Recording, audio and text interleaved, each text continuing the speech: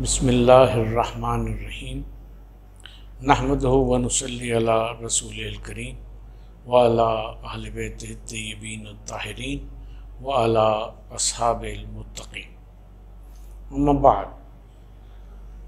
تفسیر قرآن کی تیسری قسط کے ساتھ حاضر ہیں ڈاکٹر محسن نقوی۔ پچھلے دو پروگرامز میں ہم نے کوشش کی تھی کہ کچھ تمہیدی گفتگو قرآن مجید اور اس کی شان سے متعلق، اس کی اہمیت سے متعلق کریں۔ آج سے انشاءاللہ سورہ فاتحہ کے متعلق کچھ نہ کچھ عرض کرنا شروع کریں گے، لیکن اس کی بھی تمہید کے طور پر، جیسا کہ قرآن مجید کا حکم ہے سورہ ہجر میں، فَإِذَا قَرَأْتَ الْقُرْآنَ فَاسْتَعِذْ بِاللَّهِ مِنَ الشَّيْطَانِ الرَّجِيمِ کہ جب تم قرآن مجید پڑھنے لگو تو اس سے پہلے اللہ تبارک و تعالیٰ کی پناہ مانگ لیا کرو شیطان رجیم کے مقابلے میں۔ تو یہ تعوذ کہلاتا ہے، یعنی تلاوت قرآن سے پہلے اعوذ باللہ من الشیطان الرجیم پڑھنا۔ اچھا، یہاں یہ بھی ہم عرض کر دیں کہ ہمارے فہم کے مطابق یہاں شیطان سے مراد وہ شیطان اول نہیں ہے، ابلیس نہیں ہے جس نے آدم کو بہکایا تھا جنت میں، آدم اور حوا کو، بلکہ اس کو تو ابلیس کہا گیا قرآن مجید میں، لیکن یہ ہے کہ جو شیطان کی لفظ ہے یہ قرآن مجید میں ایک خاص ذہنیت کے لیے استعمال ہوتی ہے، جو گویا کہنا چاہیے کہ رد یا ضد الہی کے طور کے اوپر ہے، یعنی اللہ تبارک و تعالیٰ کے پیغام کو پڑھنا، اس کو سمجھنا، اس کے مطابق اپنی زندگی کو ڈھالنا، یہ انسان کا ایک پہلو ہے اس کی فکر کا، اور یہ ایک پیراڈائم ہے جس میں رہ کے انسان سوچتا ہے کہ جب میں قرآن مجید پڑھنے بیٹھوں تو اس کو کتاب ہدایت سمجھ کے، اللہ تبارک و تعالیٰ کی آخری کتاب سمجھ کے اس کو میں پڑھوں تاکہ میری زندگی سنورے، میرے عقائد سنورے اور یہ ساری چیزیں۔ دوسری ذہنیت انسانوں کی ایک خاص طبقے کی یہ ہے کہ وہ قرآن مجید کو پڑھنا شروع کرتے ہیں تو ان کی ذہنیت یہ ہے کہ ہم اس میں گویا کہ نقائص تلاش کریں، اس میں کنٹرڈکشنز تلاش کریں، ہم یہ دیکھیں کہ کہاں کون سی بات ہے جس کے اوپر ہم اعتراض کر سکتے ہیں۔ تو یہ ایک ذہنیت ہے اور وہ ایک ذہنیت ہے۔ تو شیطنت جو ہے اور شیطان رجیم سے پناہ مانگنا جو ہے وہ اس دوسری ذہنیت سے پناہ مانگنا ہے، اور اپنے ذہن کو اور اپنی عقل کو، اپنی فکر کو، اپنی دانش کو مکمل طور پر اللہ تبارک و تعالیٰ کے سپرد کر دینا، اور اللہ تعالیٰ سے یہ دعا مانگنا کہ کوئی شیطانی خیالات اور جذبات اور اس قسم کی چیزیں، اعتراضات میرے دماغ میں نہ آئیں۔ تعوذ کی یعنی اعوذ باللہ من الشیطان الرجیم کہنے کے اور پڑھنے کی تلاوت کلام پاک سے پہلے بہت فضیلتیں آئی ہیں، اور بالعموم علماء نے اس کو اس پہ معمول کیا ہے کہ یہ کلمہ ادا کرنا، یہ کہنا اعوذ باللہ من الشیطان الرجیم، یہ اس سے مراد ہے۔ یقیناً ظاہر ہے کہ جب اس ذہنیت کا علاج کریں گے، اور اس جو صحیح ذہنیت ہے کہ جہاں ہم اللہ تبارک و تعالیٰ کی ہدایت کے ماحول میں قرآن کو پڑھنا شروع کرتے ہیں، تو اس کے اظہار کے لیے کوئی جملہ ہونا چاہیے، کوئی اس کا اظہاریہ ہونا چاہیے، تو وہ اظہاریہ اعوذ باللہ من الشیطان الرجیم ہے۔ اب جب اس سے آگے بڑھتے ہیں تو ہم نے ایک بات عرض کی دوران گفتگو میں مختصراً کہ اللہ تبارک و تعالیٰ کی ہدایت کا جو ماحول ہے، اس کا جو انوائرمنٹ ہے، اس کے اندر رہنا اور اس کے اندر زندگی گزارنا، تو اس کے فوری بعد تعوذ کے فوری بعد ہم بسم اللہ الرحمن الرحیم پر آ جاتے ہیں۔ گویا یہ ایک دروازہ ہے کہ شیطانی قوتوں اور شیطانی افکار سے بچ کر جب ہم الہی ماحول میں آتے ہیں اور اس وہاں آنا چاہتے ہیں اور اللہ تعالیٰ سے دعا کرتے ہیں کہ پروردگار ہم تیری پناہ چاہتے ہیں، تو فوراً ہی ہمارے لیے دروازہ کھل جاتا ہے بسم اللہ الرحمن الرحیم کا۔ اور بسم اللہ الرحمن الرحیم جیسا کہ ناظرین آپ سب جانتے ہیں کہ بسم اللہ الرحمن الرحیم کی بہت فضیلت قرآن مجید میں بیان کی گئی ہے، اور یہ کہا گیا کہ سوائے سورہ توبہ کا کہ یہ ہر سورے کا جز ہے، ہر سورے سے پہلے لکھی جاتی ہے۔ لیکن عجیب بات یہ ہے کہ قرآن مجید میں 114 سورے ہیں، اور 114 سوروں میں سورہ توبہ بھی ہے جو 9واں سورہ ہے قرآن مجید کا۔ اس سے پہلے نہ بسم اللہ الرحمن الرحیم لکھی جاتی ہے اور نہ ہی پڑھی جاتی ہے، لیکن اس کے باوجود قرآن مجید میں یہ 114 مرتبہ ہی یہ آیہ مبارکہ جو ہے وہ اس کا اعادہ اور تکرار ہوئی ہے۔ اور سورہ نمل کی یہ آیت ہے جب حضرت سلیمان علیہ السلام کا بلقیس کے نام خط ہے، ملکہ سبا کے نام، تو اس میں حضرت سلیمان علیہ السلام شروع ہی بسم اللہ الرحمن الرحیم سے کرتے ہیں۔ تو اس طرح سے یہ 114 سورے ہیں، تو قرآن مجید میں 114 مرتبہ اس کو گویا کہ اظہار بھی اس کا کیا گیا ہے، اس کو لکھا گیا ہے، اس کو جز مانا گیا ہے سورے کا۔ یہ ٹھیک ہے کہ بہت سے علماء اس بات کے بھی قائل ہیں کہ یہ سورے کا جز نہیں ہے، بلکہ اس کو 2 سوروں کے درمیان فاصلہ قائم کرنے کے لیے اور بتانے کے لیے کہ بھئی ایک سورہ ختم ہوا اور دوسرا شروع ہوا، تو اس لیے یہ نازل کی گئی۔ اب یہ اس کے نزول کا جہاں تک آبجیکٹیو ہے وہ تو کسی حدیث میں واضح طور پہ بیان نہیں ہوا، لیکن یہ قرآن جو ہمارے درمیان بین الدفتین، جو ہم نے کل بھی پیچھے پروگرام میں بھی عرض کی تھی کہ 2 دفتیوں کے درمیان، 2 کورز کے درمیان جو قرآن موجود ہے، جس کو صحابہ کرام کے دور میں گویا کہ جمع کیا گیا، حضرت عثمان رضی اللہ عنہ کے دور میں ایک قرت کے اوپر اس کو جمع کیا گیا، اور صحابہ کرام اور اہل بیت علیہ السلام نے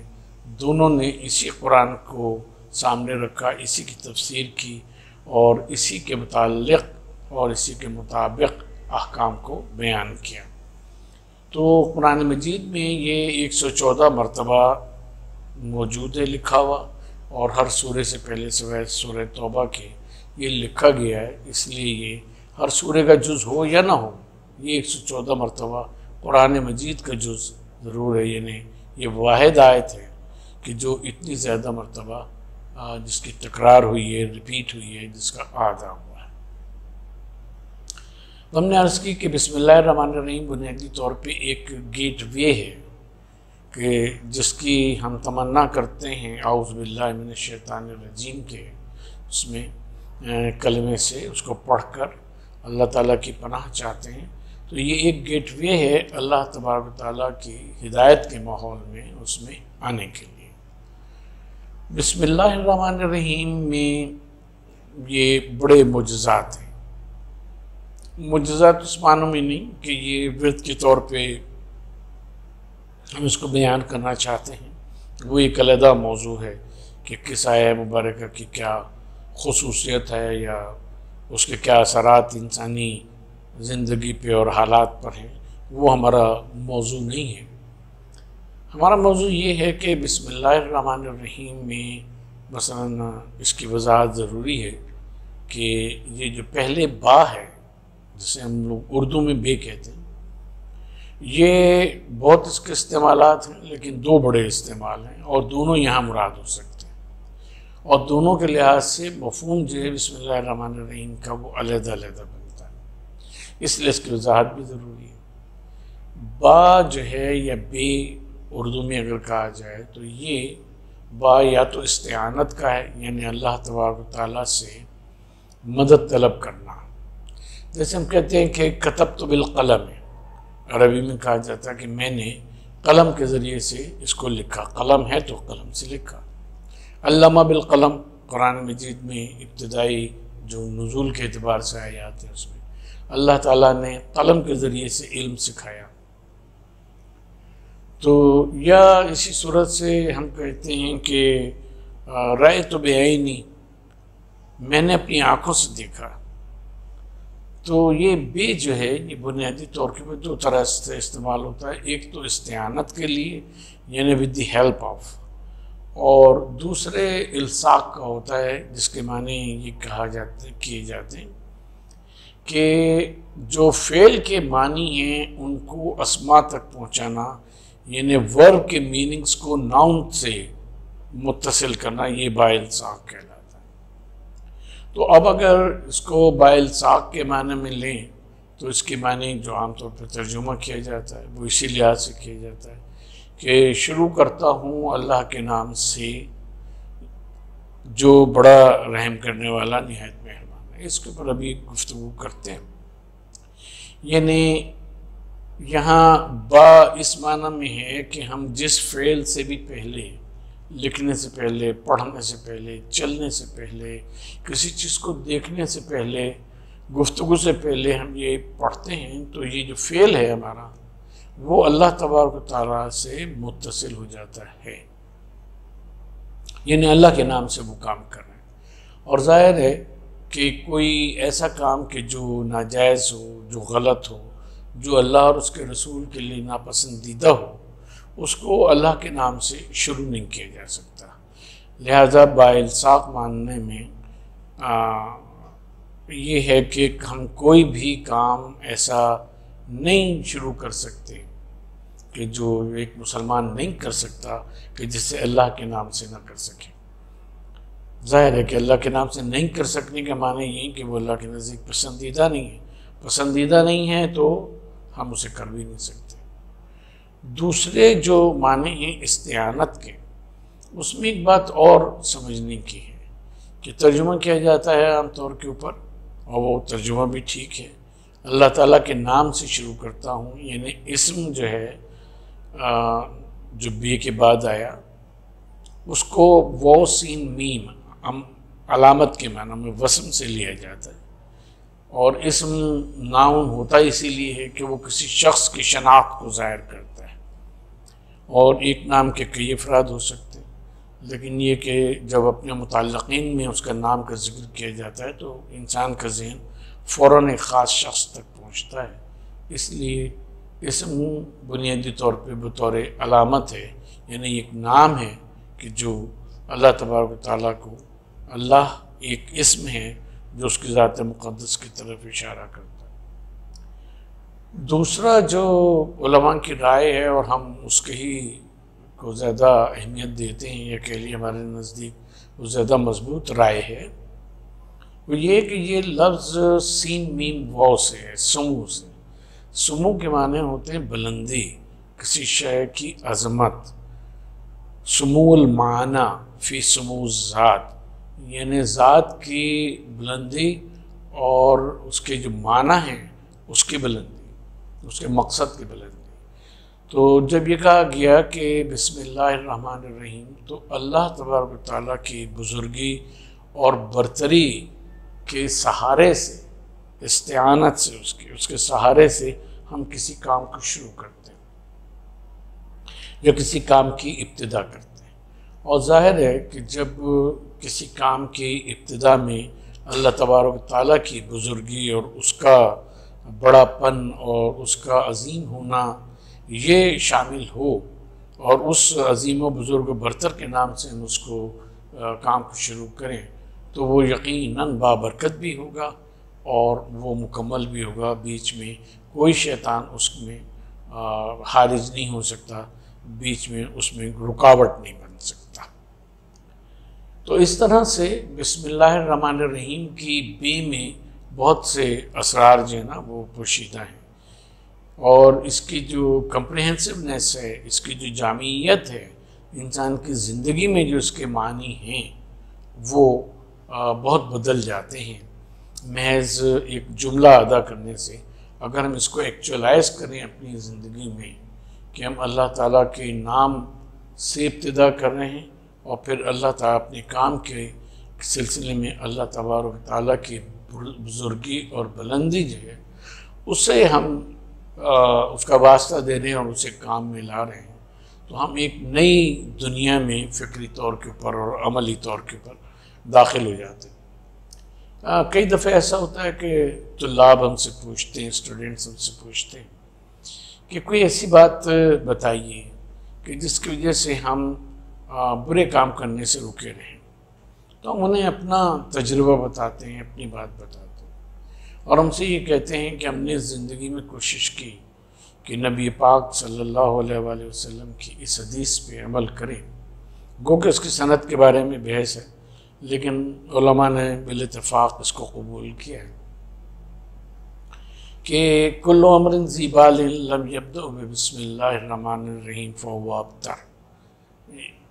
کہ ہر وہ اہم کام کہ جو اللہ کے نام سے نہ شروع کیا جائے، اللہ کے نام سے نہ شروع کیا جائے، وہ پایہ تکمیل کو نہیں پہنچتا۔ تو اب اس کے معنی یہ ہوئے کہ ہم اگر اپنے کاموں کی، اپنے مقصد کی تکمیل چاہتے ہیں تو اللہ تبارک و تعالیٰ کے نام سے اس کی ابتدا کریں، اللہ تبارک و تعالیٰ کی ذات کو سامنے رکھ کے اس کی ابتدا کریں۔ اور جب ہم یہ کرتے ہیں تو ہم ہر فعل سے پہلے ہمیں یہ سوچنا پڑتا ہے کہ اس کام کی ابتدا ہم اللہ کے نام سے کر سکتے ہیں یا نہیں کر سکتے۔ یعنی فرض کیے کہ ایک شخص ہے، وہ کوئی جوا خانہ، شراب خانہ، کوئی سنیما ہاؤس، اس قسم کی غیر شرعی چیز بنانا چاہتا ہے، تو وہ کبھی اس کو اپنے باپ کے نام سے یا اپنے دادا کے نام پہ اس کا نام نہیں رکھے گا کہ حاجی فلاں صاحب، حاجی فضل الدین شراب خانہ، کیوں کہہ گے کہ یہ تو ٹھیک ہے میں بنا رہا ہوں لیکن اچھی چیز نہیں ہے، میں اپنے دادا کے یا اپنے باپ کے نام سے اس کی شروع نہیں کر سکتا۔ تو جب انسانی فطرت یہ ہے کہ جن شخصیات کا اس کے دل میں اور دماغ میں احترام ہوتا ہے، اس کے نام کے ساتھ کوئی بری چیز منسوب نہیں کرتا، تو پھر اللہ تبارک و تعالیٰ کی جو سب سے بزرگ برتر ہے، اور ظاہر ہے اس سے بزرگ برتر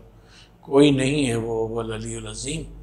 وہ علی بھی ہے اور عظیم بھی ہے، تو اس کے نام سے کوئی برا کام شروع نہیں کیا جا سکتا۔ تو ہر کام کرتے وقت، بولتے وقت، سوچتے وقت، کسی چیز کو لکھتے وقت، کوئی کام کنسٹرکٹیو کرتے وقت، یہ سوچ لینا کہ میں اس کو اللہ تبارک تعالیٰ کے نام سے کر سکتا ہوں یا نہیں کر سکتا ہوں۔ اگر کر سکتے ہوں تو ضرور کریں، اللہ تعالیٰ اس میں برکت دے گا، اور اگر نہیں کر سکتے ہیں،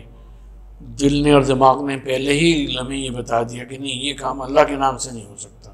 تو بس اس کام کو نہ کریں، اس کا مطلب یہ کہ وہ برا کام ہے۔ اس طرح سے انسان اپنی زندگی میں برائیوں سے بچتا چلا جاتا ہے۔ اور یہ چیز سوچ پر بھی ہے کہ مثلا ہم اپنے کسی بھائی کے بارے میں، اپنے کسی دوست کے بارے میں، اپنے اولاد کے بارے میں، کسی کے بھی بارے میں ہمارے ذہن میں یہ آتا ہے کہ اس کو حسد کے زیر تحت،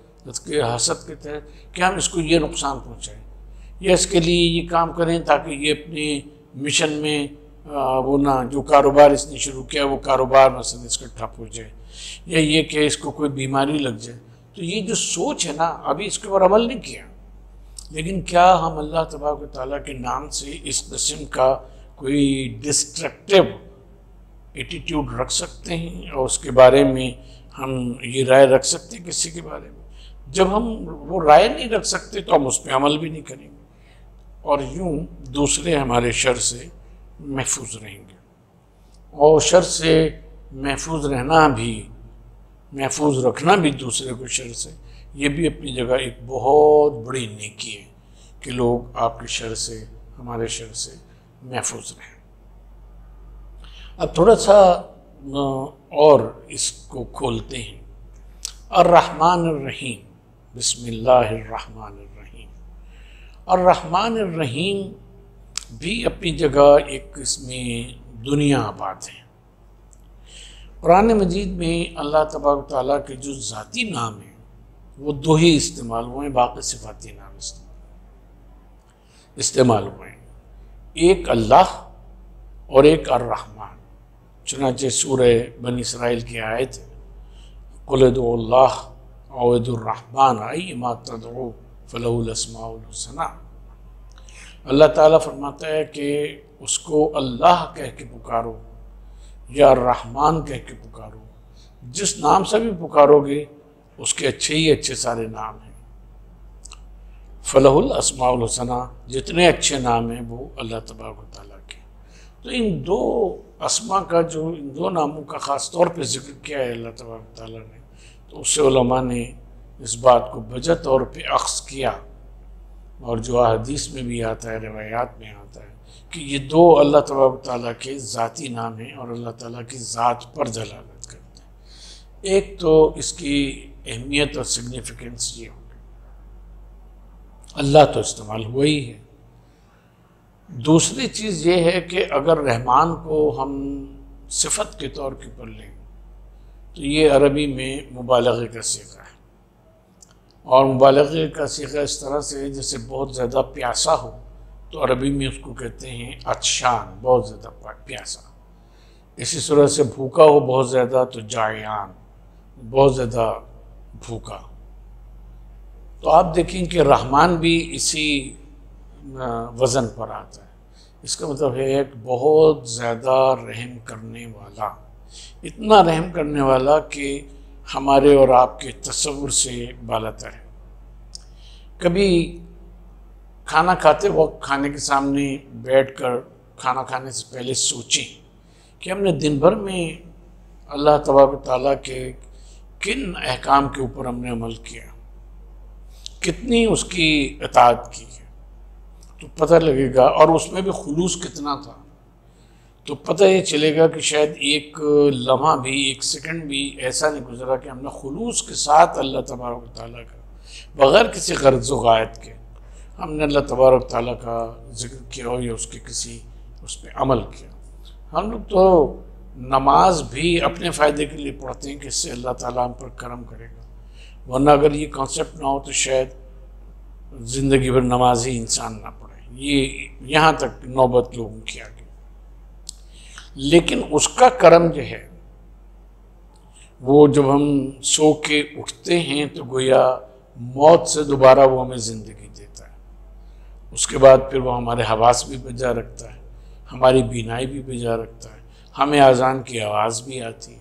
ہمارے پیروں میں اور ہاتھوں میں قوت بھی ہوتی ہے کہ ہم جائیں واش روم کی طرف یا وضو خانے کی طرف، مسجد کی طرف وضو کریں۔ سب چیزوں میں اللہ تبارک و تعالیٰ ہمیں ہماری مدد کرتا ہے،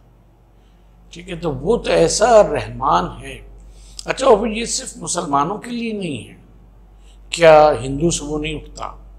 کیا اس کی روح نہیں لوٹائی جاتی رات کو سونے کے بعد؟ کیا اس کے ہاتھ پیر کام نہیں کر رہے ہوتے؟ کیا وہ اپنے کام سے نہیں نکلتا، یا اپنی طرح جو عبادت کرتا ہے تو وہ اپنے بت خانے اور اس میں نہیں جاتا؟ یا کوئی عیسائی ہے، یا کوئی یہودی، یا کوئی ایتھیسٹ ہے جو اللہ کو مانتا ہی نہیں ہے، جو مذہب کا ہی قائل نہیں ہے۔ لیکن آپ دیکھیں کہ اللہ تبارک و تعالیٰ کی جو رحمت ہے اور جو کرم ہے اس کا، وہ ہر ایک کے اوپر، چاہے ماننے والا ہو چاہے نہ ماننے والا ہو، چاہے چرند ہوں چاہے پرند ہوں، جو بھی ہوں، ان سب کے اوپر جاری رہتا ہے۔ کیا اللہ تبارک و تعالیٰ روزی کے لیے نکلنے والے کی مدد کرتا ہے؟ اس کو قوت دیتا ہے کہ وہ روزی کے لیے جائے، اس کو تلاش کرے؟ کہ جنگل کے سانپ جو مار کی چیزیں کھاتے ہیں ان کو نہیں دیتا؟ کیا دریائی وہ جانور کے شکار کر کے کھاتے ہیں اور صحرائی جانور جو شکار کر کے کھاتے ہیں ان کو بھی کسی نہ کسی صورت میں رزق بھی مل جاتا ہے، سب مل جاتا ہے؟ تو اللہ تبارک و تعالیٰ کا جو رحمان ہونا ہے وہ ایک ہاریزونٹل یا آفاقی ایک کنسیپٹ ہے اس کے رحم کا، کہ ماننے والا نہ ماننے والا، جان بے جان، عام اس میں انسان کے لیے ضرر رساں بے ضرر رساں، سب کے اوپر وہ رحم کرنے والا، سب کو پالنے والا، سب کو دینے والا ہے۔ اب اس کے آگے جو صفت ہے تو وہ رحیم کی ہے۔ رحیم بڑی عجیب صفت ہے۔ ایک شخص ہے وہ طبعی طور کے اوپر رحم کرنے والا ہے، ابھی سمجھنے کی بات ہے۔ ایک شخص ہے وہ طبعی طور کے اوپر سخی ہے مثلا، تو کیا اس کے یہ معنی ہے کہ وہ ہر وقت ہر لمحے بس لوگوں کو کچھ نہ کچھ دیتا رہتا ہے؟ نہیں، سخی کے معنی یہ ہوتے ہیں کہ جب اس سے کوئی سوال کیا جائے تو وہ اپنی مقدور بھر اس کے اوپر سخاوت کرتا ہے۔ کوئی ایسا موقع آ جائے، اب جیسے پاکستان ہے، سیلاب میں گر گیا، وہ ہو گیا، تو اس وقت کے اوپر وہ یہ نہیں سوچتا کہ میں مدد کروں گا تو میری دولت کم ہو جائے گی، وہ لوگوں کی زندگی بچانے کے لیے، جان بچانے کے لیے اللہ کے نام کے اوپر دینا شروع کر دیتا ہے۔ یہ سخاوت ہے، اور اس کی یہ معنی نہیں ہے کہ وہ ہر وقت دیتے ہی رہتا ہے، ٹھیک ہے۔ جیسے ایک شخص ہے، اس نے فرض کیا کہ 1 کروڑ دے دیے امداد کے، اس کا یہ مطلب نہیں ہے کہ ہر لمحے وہ 1 کروڑ دیتا رہتا ہے، دے دیے اس نے، اب وہ صرف ہوں گے جس مقصد کے لیے اس نے دی۔ لیکن رحیم کی جو صفت ہے، یہ فعیل کی وزن پہ ہے لفظ، اور اس کے معنی ہوتے ہیں مسلسل رحمت کرنے والا۔ رحمان سب پر رحمت کرنے والا، اور رحیم مسلسل رحمت کرنے والا۔ اب انسان اپنے آپ پہ غور کرے، اللہ تبارک تعالیٰ نے اسے اس کے سامنے کھانا رکھوا دیا، کھانا رکھ دیا۔ اب اس کی صفت رحیمی یہ ہے کہ انسان اپنا ہاتھ بڑھاتا ہے روٹی کا ٹکڑا توڑنے کے لیے، اگر اس میں کسی لمحے اس کی جو قوت ہے ہاتھ کی سلب ہو جائے، یعنی فرض کی پیرالائزز ہو جائے اس کو، تو اس کا ذرا سا اٹھا ہوا ہاتھ وہ روٹی تک نہیں پہنچ سکے۔ اچھا، روٹی تک پہنچ گیا، اس نے روٹی کا ٹکڑا توڑ رہا ہے، اس دوران وہ قوت اس کی چلی گئی تو وہ روٹی کا ٹکڑا توڑ نہیں پائے گا۔ روٹی کا ٹکڑا توڑ لیا اور اس کے بعد اس کو وہ واپس سالن تک لے کر آنا چاہتا ہے، یا جس چیز سے کھا رہا ہے، یا منہ تک لینے کے لیے چاہتا ہے کہ لے کر آئے ہاتھ، اور اس دوران کسی لمحے اس کی قوت جو ہے وہ سلب ہو جاتی ہے تو ہاتھ اس کا گر پڑے گا، وہ منہ تک اس کو نہیں لا پائے گا، نہ سالن تک لے جائے گا۔ سالن تک لے گیا، وہاں سے اگر منہ تک لانا چاہا، قوت سلب ہو گئی تو نہیں آ سکتا۔ پھر وہ منہ تک لے آیا، منہ کے پاس پہنچ کے بھی قوت سلب ہو سکتی ہے، منہ کے اندر لے گیا۔ اب اگر چبانے کی صلاحیت اللہ تبارک تعالیٰ چھین لے تو لقمہ منہ میں رکھا رہے گا، نہ چبے گا اور نہ اندر جائے گا۔ نگلنے کی صلاحیت جو ہے، ان کا پیرالائزز ہو جاتا ہے لوگوں کو، ٹھیک ہے، نگل نہیں پاتے تو ان کو پھر ٹیوب سے غذا دی جاتی ہے۔ تو کسی بھی لمحے اگر اللہ تبارک و تعالیٰ کی صفت رحیمیت ایک نینو سیکنڈ کے لیے، جو کروڑواں حصہ ہے 1 سیکنڈ کا، اس میں اللہ تعالیٰ کی رحمت انسان سے جدا ہو جائے، یہ کسی بھی چیز سے، تو وہ اپنا کام سر انجام نہیں دے پائے گا، وہ فعل انجام نہیں دے پائے گا۔ تو اس کا مطلب یہ ہوا کہ صرف رحمان ہی نہیں، اس کی صفت رحیمیت ہے کہ جو اس دنیا کو چلا رہی ہے۔ اس کائنات سے ایک لمحے کے لیے اگر اس کی رحیمیت جو ہے جدا ہو جائے تو کوئی جاندار، کوئی شے جو ہے وہ زندہ نہیں رہ سکتی۔ اب اس کی کائناتی مثال دے دیتے ہیں، ہم اور آپ سب جانتے ہیں، اور خاص طور پہ جو سائنس کے طلاب ہیں، طالب علم اسٹوڈنٹس ہیں، وہ فزکس کے، ایسٹرو فزکس کے، وہ اچھی طرح جانتے ہیں کہ کائنات میں ایک فورس ہے جسے آپ زمین کے حساب سے گریوٹی کہتے ہیں۔ یہی گریوٹی سیاروں، ستاروں میں اور کہکشاؤں میں بھی ہے۔ غور کیجئے کہ اگر ایک لمحے کے لیے وہ گریوٹی چھن جائے، اللہ تبارک تعالیٰ اس گریوٹی کو ختم کر دے، تو یہ سیارے، ستارے، زمین، آسمان، یہ سب آپس میں ٹکرا کے ختم ہو جائیں گے۔ تو وہ رحمان بھی ہے اور وہ رحیم بھی ہے، رحم اس کا سب پر حاوی ہے اور وہ مسلسل رحم کرنے والا ہے۔ وَمَا عَلَيْنَا إِلَّا الْبَلَاغُ۔